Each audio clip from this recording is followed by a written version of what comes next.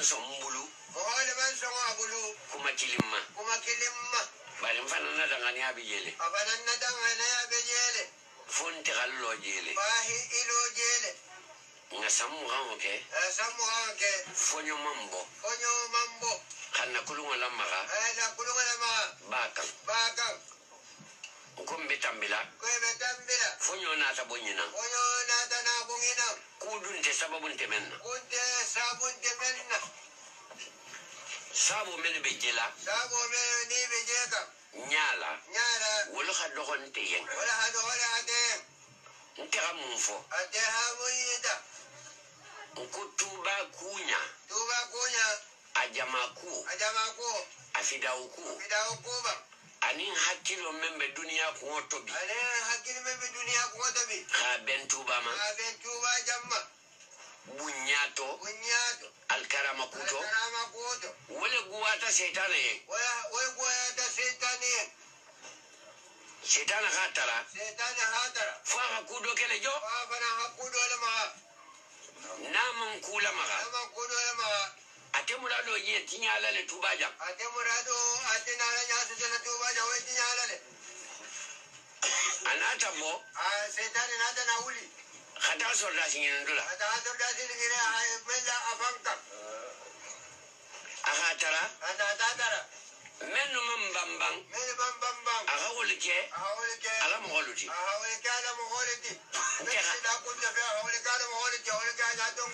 nte hawle mira nte mafasar kutatarala di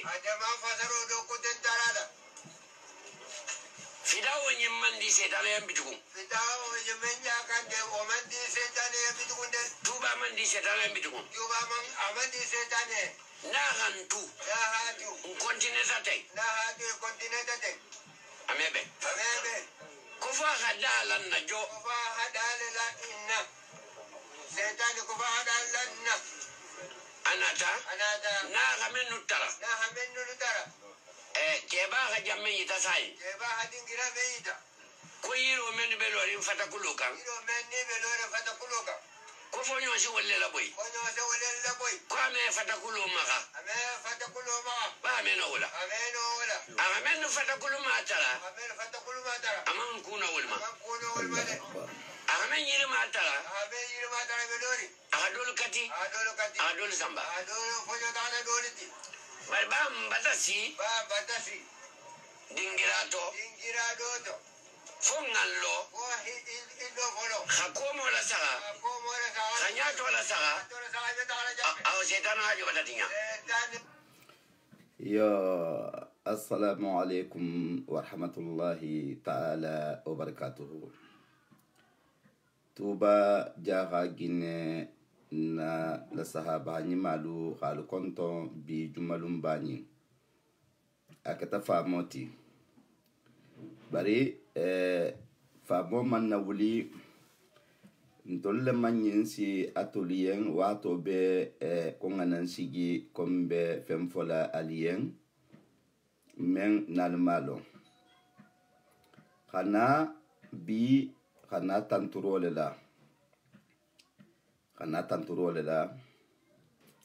kananna oli banyin tantu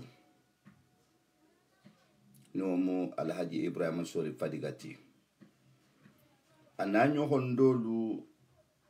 men sotota na alifalu to ni fatuta ni be balurimbi khata futa tubama hanka kandi han kaniya jamano kan hambura maya hata han senegal han gambi kana wolle tantu hana jaha sina no tantu na sabu ni malu jahanga yanin bekar farin mo menuma kanai konton ki tantu katugu ko nin dongo diata ala bor bahamelon na jahanga dongo men na abediarin alma diala taharin bemba lay soare bemba kharum muhammad fofana to bodu nin konkon bemba le soare to bolu si selu nin soarol be kun hakilingoto nin ko nkon bemba Haru Muhammad Fofana to bolu Fofana nin girasolo hakilingoto memba tulle fadiga to bolu ala Ibrahima sur fadiga na men kam mesai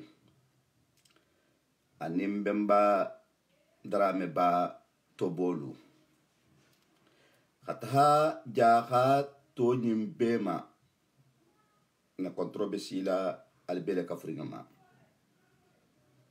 kabrin tuba fidao botala alman kamme nyindum mu farla wajibo leti hankan na kannabo hanatan turola surtout na lonnaba na visionnaire men akulumo ahamenje wole fanam keta wole fanam bekela nimbente woliati ko ha bojang ebe sigirin jang ifurungu bijang itabe makka ala Ibrahima sol fadiga almune mojidilama almunne mojidila anina alifaluma men fatuta ikilinta balurimbi mena ha geroke tuba duwani na kuo nimmo hobe balurimbi mo safo ala henne se sankungo almusima ya ba aninjati kende adilama aninna lonna ba na woli ba ala Sheikh Sidia Taslima almusima ya ba aninjati kende adila ana na alfal bema bi kana tanturo hana ajidi alfa wulien men fatuta wolemu alhaji bagirasi alemune mojidi la maboke wolemu alay seni jakabi alemune mojidi la maboke alay kurfiya fofana alemune mojidi la maboke alhaji karamba tanjang alemune mojidi la maboke alhaji badrame alemune mojidi la maboke alay serifu nabahani alemune mojidi la ma dabanku kakandi alhaji sorba jakite alemune mojidi la ma konakiri alhaji Ibrahima sur fadiga alemune mojidi la na lonna banyima jahanga banyima jaha barba nano men ninga fosain alhaji Mustafa Jabi almune mojidi la makorila alayso arba drame almune mojidi la matuba alhaji bakutubo silla almune mojidi la ma barlandi hana kafudna alfalu tolu bema almune mojidi lima hadugo sumay koto ha jahangayanyin kontofilo mengi mutaitilo ntol men be balorimbi alamu o kontofili kilin tulambulu hana tanturole la ala Ibrahima sol fadiga mansoy bulu jaha mansoy bulu tu bangolu mansoy bulu e mayla me harfu men ni bayi takan wato be isagita inama tuba bulundala ibem balu bulunyi tuba ko be to sifata bulu menna e manso e bulu bar mbata son jahangol bata son ko to nyabi tere bulu jahangol bata son ko to nyabi tere bulu hatugu moho dunia kuoku ni hame ko wolie mengal ko beto ala bulu ala Ibrahima sur fadiga keta wo moho doleti ahala ko beto ala le bulu e ko fadiga kundangolu ngalong ka foko ala kuo londo kuo kule ninto nyale fanamu fadiga kundangolu a eman kari wo fo malagine dina kuto mɔgɔya kuto alhaji mansuru fadiga mba konton na jang kontrola membe seniari hatugu jahangaya nyimme ke nyinko ko ngakele ngadia ameka ko hata bambu jaga ma hanabla tubama ameka ko antekela ko fana woto nsatala tantu alfa bange kansifanyi alai ibrahim sur fadigala fato nim bitema a obata wati side a hafushi bange jang nin alame nyama nsonta wallahi mbeda hata atugu sentani ikaha bange nyamen na anabla yusufu anabarin lu kelo kumen kata anabla yusufu la kha faho nganne hatahabula kolon kono obe kola anabla yusufu na barin lu tahta wola jonkun ko sentani ala ibrahim so fadiga abatan to fa be kumen nambara men nimbato abata fonyen akukubar ko emeso ama ha fonyo men fonyo joma fonyo jombe tegeka mbe dunia wahato mento bi bebe katala munna fonselon na habilo halon fonselon jom munta fangati parce que ila habilo lon ningle mu ala la wolli ay bembalu ala la ila kutu ala ya ila kusoto ala la wolon ningle mu jahanga siyenyimbe mu wolli bon soleti woto be batakatake ko fo aha fo kontel mukasati be bulo betilin ni sisola sentani ikaha bange nyamen fonyo alhamdulillah rabbil alamin wolli sedingira janko jele Touba Ninan le 24 janvier Sohoma Kata 10h 11h midi o mannuhun Touba dingi femma o mannuhun nala femma fonyo sifa mente kata Touba fulake konyen kulon nalemu akonye ko alaji ko ni halon ko fonyo mente kata ten nkom malon nka ko habe kawa akoko kumen na be bularin atul fanga damma tema Touba jang albemba ruho jalanna hanawul bayi al tema Touba jang alna ko moyna me betege alai ibrahima sur fadiga fonyo men ni ha bange to nyalemu ita ha fonyo men ni ha je kulmola odo tegetale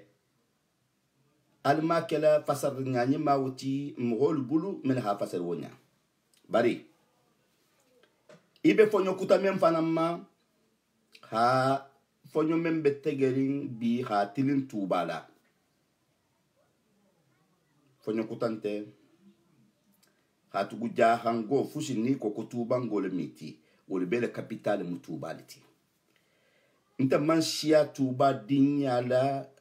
dabankungo manshia Touba nga yala kunisa ngoti nta manshia dahabia ngo nta manshia woti kamponi ngo la Touba dinyala sa te fusini nja hango bije sa bedo kete mbe kun hakili munto mbe mba mil bebeleringe do me afo doyen kontente Touba bari kombe mbante belerin Touba bebe nali bembale jurala Touba duwani bebe nali bembale jurala karamoko ba atoho be wole kun ko karamo bala fidao Touba mosinata estabe dige yale idrame estahiyale igrasi estahiyale ifofana estahiyale isilla estahiyale iture estahiyale ni nata nin kan fodi ale jabire miti istahiyale ni nata tuba nin tura yangol miti istahiyale ni fodi jeniale miti istahiyale ni kebe kunangol miti istahiyale bese tahiyale tuba filawoto alay ba grasi Allahu akbar almune modilla ke bama ñunu beketa ala la wolli le tintayen hatugu wolli yante ñinti ko be ha fo ko ñimu batula baleti bun kono na ha men fo ko seke atala ha kubulo anin kuma kan ala muto a me soto moholu karoto fo ala ha mohomenka ala la moholuti alay bagirasi akuka bebe la banna tubale itolla ha tuba duwa nyinju sigi khatara abe karambaya ngol bullaje ba karambaya mpaba sunkan bambo almune moji drama duwa folfolo men nakata tuba kata jahabi kundale yo wolungo don tahta wulula histoire nya sifayen alay tati karamba ngolo hole bo wolungo mbemba Suleiman ba jahabi kataha ana bonso la ko sifa o bele wulta mum mako hanso du nyohonna alhamdulillah rabbil alamin alay Ibrahim Masori Fadiga al munemali ninjaha al famenu hata tuba santo handugula konton fushi na nata tuba ni botay tata majigi jawojan ala munemali ini nyimbe mameni fatuta men be balurin al musima ni jata kende adilima bari mbe kumento bi mbe neto jahangaya ni ali ngambulo du nyohombulula bouée de sauvetage ni sita batema imay kungo nya wonni nelon men si kungo bo atel joti hatugu alfalu ulhita kele nengo aninninga ngilbe dale kollaw kulole mu doti do subo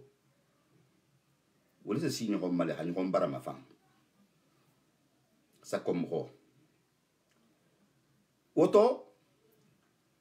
Imam Safai ahamem bange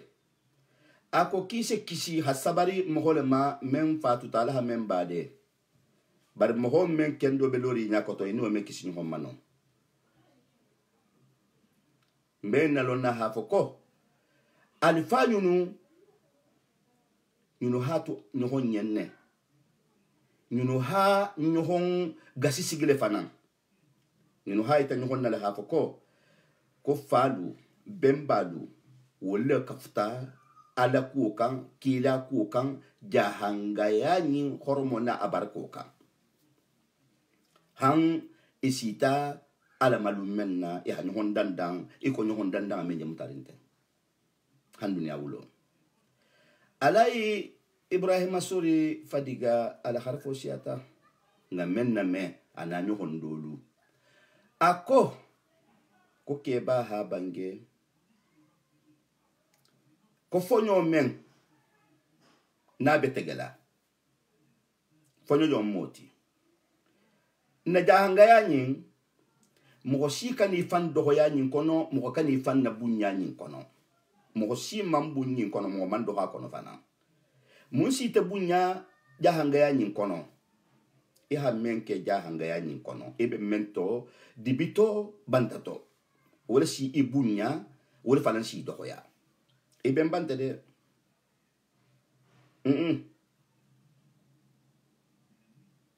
munna atala al-Qur'an al-Karim yin anata ko be tileje hage yamma iyo wallazina amanu watiba'atuhum zuriyatuhum bil imani alhaqna bihim zuriyatuhum ikani sigi inte bemba muka salati la ikani sigi kasa fana bemba muka salati bemba wulu ni ta sonta alamale isonta kilama isonta qur'an ma isonta e bembalu le hakumen ke hatugu comme homen sonta membalu hata bambugu jama hanabla tubala hammel be bota tuba itata sigi jawo janin ja hangole miti tubango isafo men makoka ko tubangolu ñunu mu mebe kilin na bembal keta alala mo holleti ñunu be bembal haku gasala ala koto ni ta manku gasa ikani bemba ke mo ningati kafuto ita ta hakawa do bemba ma hay hata hake kabula o bembala ita mala ita bemba keta menti jahango siemem bebe dunia kono la jahango le musieti men gereta dino inna koto e hakuso tato fana e man kukuta muta dino nyin kola e man kukuta muta ala ku kola ni te boto oto atala ko men nu sonta alama don be jahango to men bemba man son alama oto ni te mamaringo isonta alama iki bemba sonta amanyamen ebta ke ibemba egalti mumbe nyinina nta mukasa dingaleti nta mukasa mamaringaleti nta mukasa bonsoleti dunia nyi ko femmen ni tamu mo kutafanan tale mo miala mtalam no si yale jota din konton mo si me mo nakal ko ja hangantiti ninja hangole mo si me afo mo en ko ja bintiti ninja bi de mati mo si me afo ni fo fana mi te ko fo fana te doti mo si me afo ko dum bial mun karsati nda fana mu dum bial to ton ta mu dum bial konton ti non te grasi non te sako non te konton kutalu mbe na lonna kala Ibrahima sori fadiga ako ko fonyo men kame meso memma alfalu mohol manso memma bulu yele dum mude fonyo men na tegeta hitilin na jahanga yala hatugu kuwo ku hitilin tubala wajani tilin jahanga yala la nin tuba tinyata jahanga sate kilin kan isige haba ko tuba tinyanta silaje nin tuba benta jahanga sate kilin kan isige ko tuba le benganta sila atolia ala la saha faransi jan jahanga benga mem bese ke jan kakandi benga mem bese ke jan tubangolu nin ku ketato aketa dama kawa koti nin keme mu bi woro be tubangol le banya tonga yala be holonne woto surtout membe ben ni dina koma kakandi kono la amisir kulu anaku kutalu amadrasa lo kulu anaku kutalu woto ala Ibrahima sori fadiga ako ko fonyo men na betegela sentani men na batabula ntolfanga la ni sentani ni na ta ala Ibrahima sori fadiga faturin ko la de Allahu akbar Allah woliye bangeta no mala Ibrahima sori fadiga ti al munemo yidlama wala hatu nina e serum adinga lu wulita hata tuba atala fidawo ke diba sekunda ahlu men lo tuba adina tata fidawo ke jele karambaya ninja ha mo mantuje men mantaha kata ha tantu karambaya ngul hanyi sutura ntolla hanyi nin tuba ke bala hamdulillah bulani ninna ha fadiga kunna ngol ni saho kunna ngol magiala ke bani hatuba kanu anta akaroto de anta akonyo fananto anta atundo fananto aba asondo medeto abota no adunta tundo to amefa matubama abota no atata do akonyo to amefa matuba na fala sako harfukan ala bange nyimu ala bange nyimu kuletin tolian kwa men waleri me banbulu tubangulu jahango be yo ako ko fonyo le tegeta sentani kumen jambulu iko ngafo nyamena tuba fidawo yinte karambaya ngolla fidawo doronti tuba ngolu tante fidawo nyinti bele tamu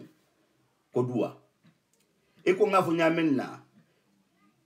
fusi ni ben nasahalaten ni bebem ba men nata tuba karamogo ba aninke ba bi wurula ni sabo menga lahido soto siti toto dala ni bebe bele minto san kenye anin tuba koko anin tuba gabur gallo dolu bari wol bata tunembi mbena lonna hafoko ko nyinu mu me bele denningo kun hakilin tuba to melbe balurin tuba bi alifalu jahanin karambaya abiyen wonya alifana melbe balurin bi jahanin karambaya ko kamfana abiyen wonya ale fonyo men mo menu fatakulo le mutubati fatakulo anina jahanga shienyi alai ibrahim masori fadigala kumo fasaro ala harfo fasaro fatakulo ni na jahanga yali joti anina mo badinya fonyo ni ntegetale fonyo do moti nyohon masaba bambalo nyohon nano nyohon hajafo bari menu be jahanga ya inna fasala wol be lorin na kakandi hansayi ibi nyamale nga na lonna kamele mbeba baba jamion girasi bonso alai soma girasi dingo alhaji bala mini girasi pari nga kamele iyo wol mu fatakulo leti wol nte lorin fatakulo kandide wol nte yiriti membe lorin fatakulo ka jahango siyata bi tuba kakan di Senegal jawoja wolu mu fatakulo le fangati wolu jahanga ya be wol bullale iko fatakulo e feneri nyami iyo hatu ke ba nyim membe senta tuba nyimbe ala la wolli nyimbe hakudo kala ala koto ite kan isigide konte bemba mu karsalati wala ke wasatante enne والذين آمنوا واتبعتهم ذريته بالإيمان إبن بنت سنة هيبان كهدية لا ولجنتين كان كيروتي إيرو من سلو من جيجي فنان فتكولو نينتو فونيو سنا مهم نياونيا أبابولو دول كاتدلالا وكتا مغسياما نفنان نكوتو على إبراهيم سوري فديكا فونيو نيمو فونيو جو منفنانتي ntolu na tambula ku mento ntolu to bangolu menten ngulu ti bi ngulu nte sini na barante manku sampanan wolum politique ti politique ba jom moti association kulu mbe mbalu ha association sigile ya panta o mudo manti jaha karambaya jahanga ya ni mu association waleti mo keme mo bi wala ni saba wala hakumen jusigi o man kafu siba kafu kallanke siba no mu jaha alifalu ni ila nyatongo karamo ba wolungo toto dala wala hakumen jusigi o man kanya bari nganne mo se kudo fana nganne alhaji ibrahim sura hasentani memfo kom me bende ko fasa go hamutamma woto ahambula kulula ahambula kulu manyigen nam fanyen mense sentanye nin dunna tuba dinga dole fan keta o saboti nta fan be o kono oto alinga bebula mo badinya troneti jaha men benna melaten ebe dunya jawo janyi lo hafoko nin tuba benta iya benta nin tuba man ben ari meila ki ta fananya bennale anta benna ala ibrahim sori fadiga ko nim men siginte bamban nin kurufe na nyin kan wol mun na jahanga ya nyin wol mun na tubanga ya nyin ti katake ehi singin lo alo dungela iben bale hi tabo jamen na ite hi talo no ne hatu no kuntila ifala halo jamen na itatu no ne hatu no kuntila batanke imatu no inin kule ben honna o munti hatugo inna allaha la yukhayyiru ma biqawmin hatta yukhayyiru ma bi anfusihim même muiti wala miti même titi meke no woti mume yo imeke no woti mume alaha kallankeya urginteya men na hasafe bemba la koto ni hakuso tato madama ite fanan betula bemba wulula silo kan kuntila bare ko bula nungulun kubila woto ala ibrahim suru fadiga konyen ko ngallo itul tahtale bari ala harfu kani dunia be haji patazele muhammad be kuma kambi muhammad kuma taserun ko muhammad kuma takabirin réseaux sociaux ko nyimbota muhammad be kuma la sinim fana ntemenye kuma la ten ngani lon hafoko ko nyimbebe marline lunse na si nyinse ke sabuti hit gila ke baya tinya ko jombe kala ke bati ko karsa wa même fo sanga la falma wala me be de kurasita isi kame ko nyinga masibo ke fole wo sanga la nyinga men ke wo sanga la falma o me ala ibrahim sulu fadiga ngana ala harfu men bulala tal mun mo jida ma kilim man bange jahanga kundao mo sama ne se bange wol fanan talibem bulun sa na wol kan wolul fanan to bari wala hake nimmen ni be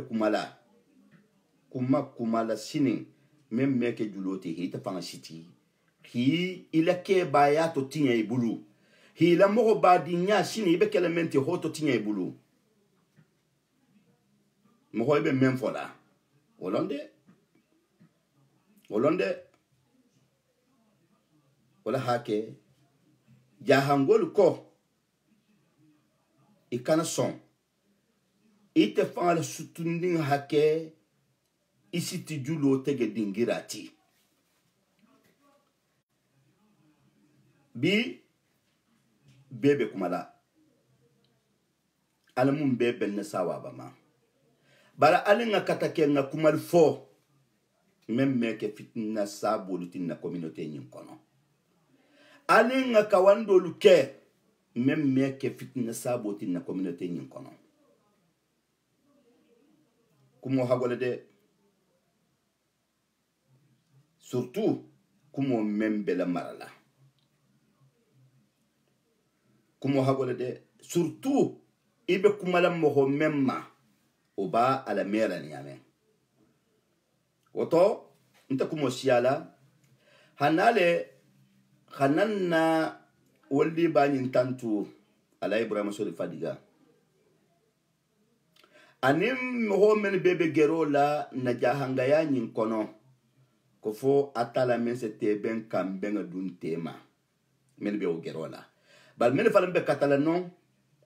ko fo atala men se jalo nyinga tu mahan na wato be ala ibrahim sori fadiga aha bangala ko moto de ko fonyo bari nga kukililong ko bebe mo hobulu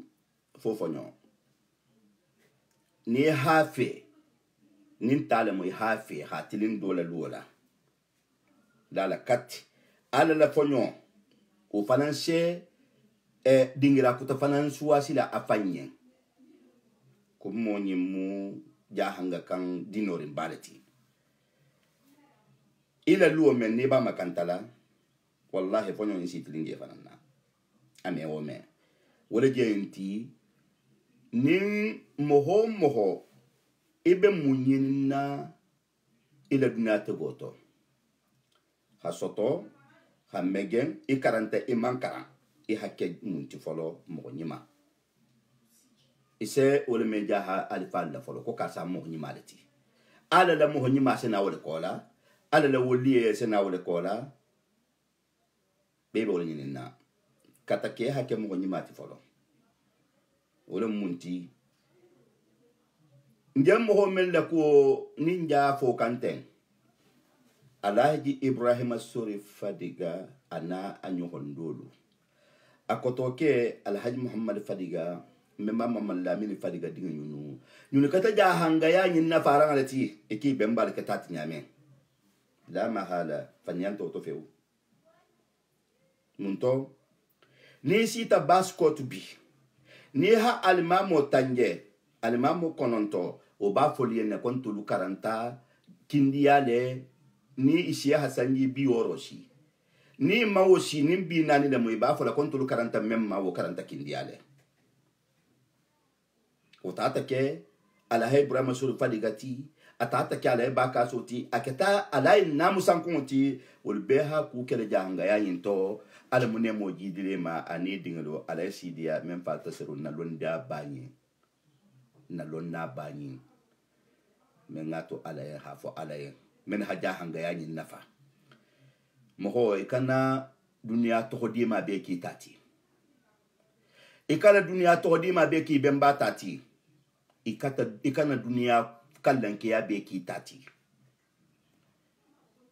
bari ni haji nyohondo fana mbulula kiyo se wala ha tanto aka ni ma tanto no ide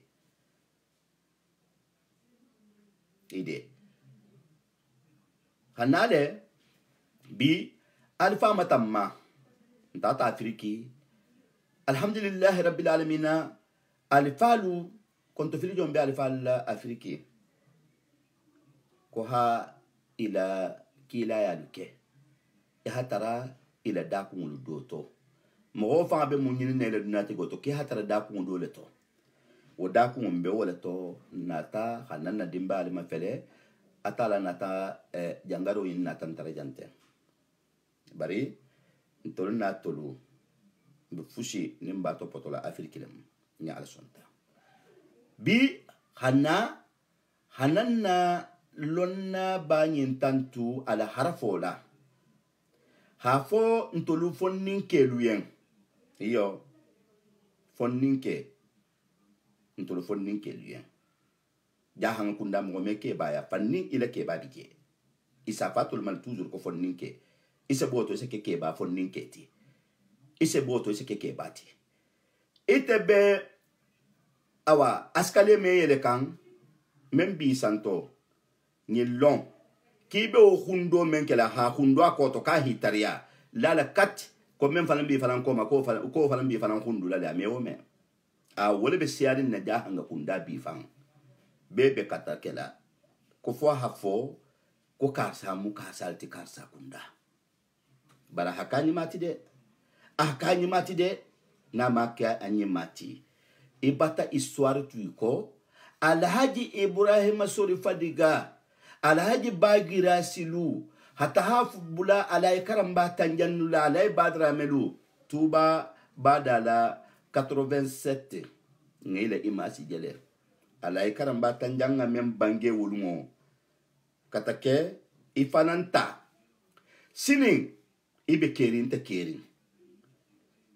ite takana ke sabuti hake kunna gwa sabuti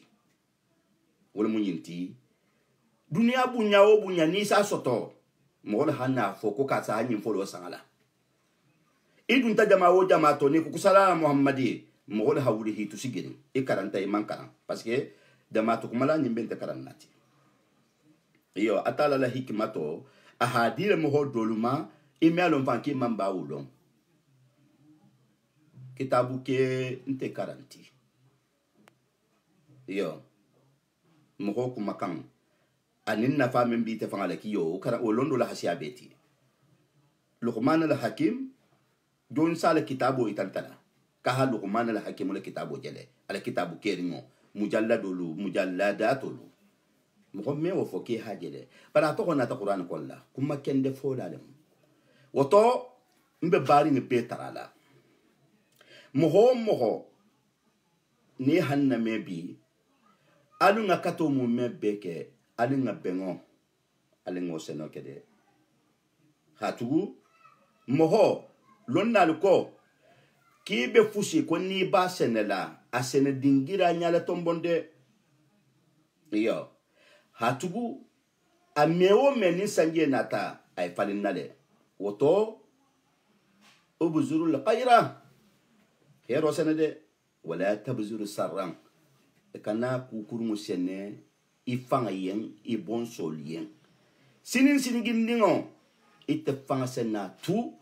jamato ime hani ikungle wula ko sala muhammadi inni mohodo nyakum mamben men si malu hide wole ben ala kelen na jahanga kunda nambaroti yo hatugu moho dunia bunya ni me forcé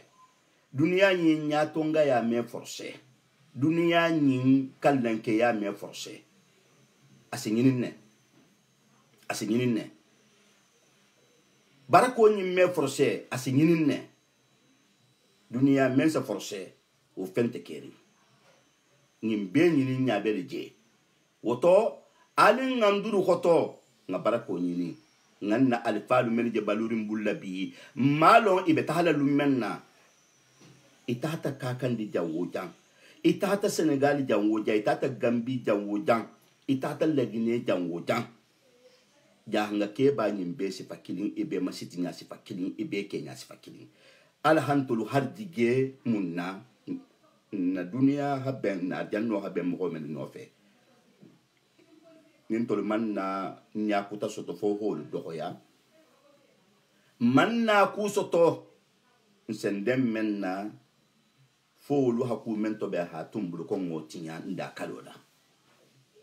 alamu nsagilan ko alamun kandala bi hanal kontonne hanal tantu hadua tuba alhamdulillah rabbil alamin teben kamme be tuba bi bebe se wari ni haja mansaha ministri fulala wuli biya ta tuba ninan ya hala wuli de ko hibaro membe meka ibulula ko tonyana mu ko benga bele tuba bi fidawo keta alhamdulillah rabbil alamin ninte nambaro to tempana satara i misir ko men nabe forin jo fanan dairo fanan seke ko kutal fanan seke dunia nyim fanga be tahakan tenne mo kan e profiter tuba la